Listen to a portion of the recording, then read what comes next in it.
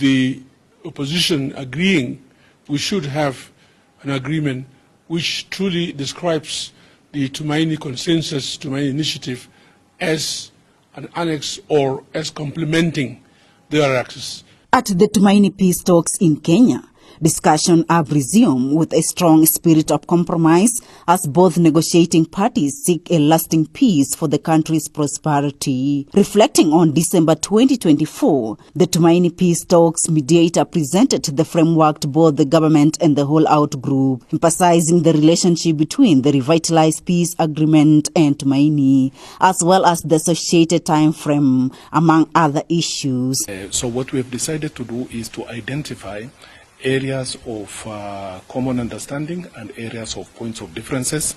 Those differences were distilled into about 4 agenda items, which are now contained in the draft framework. So the parties will now focus on the draft framework. This is where I say now we are embarking on the substantive issues.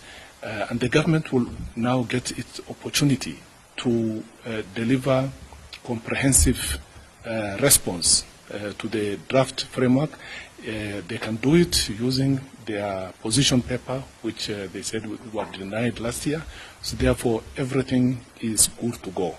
The government of the national unity presented its position on the protocols, aiming to align them with the main consensus and agreement on conflict resolution. According to Dr. Martin Ilia, the proposals seek to eliminate redundant, contradictory or parallel structures, ensuring that it complements the existing articles. He also mentioned that opposition groups will be included in the structures of the R-axis to ensure good representation and balance. What we have done is to align the protocols to the agreement on the resolution of conflict in the Republic of South Sudan.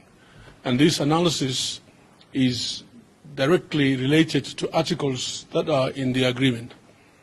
And on that basis, where there is repetition, where there is contradiction, where there are parallel structures or new structures, we have deleted them.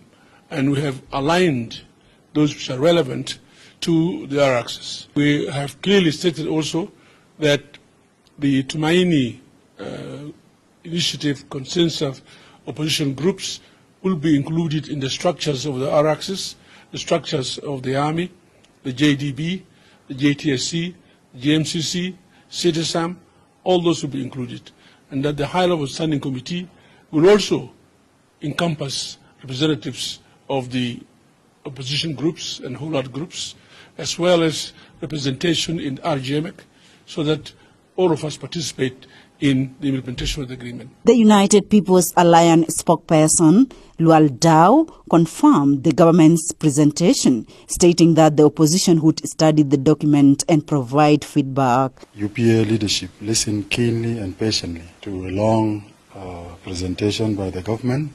We will study the document, ask questions, and seek clarification from the government of South Sudan regarding their today's presentation. We are committed, searching for peace, and hopefully both of us will reach something. Both parties remained committed to finding a peaceful resolution to alleviate the suffering of the South Sudanese people. Akuch Maker, SSBC, Nairobi, Kenya.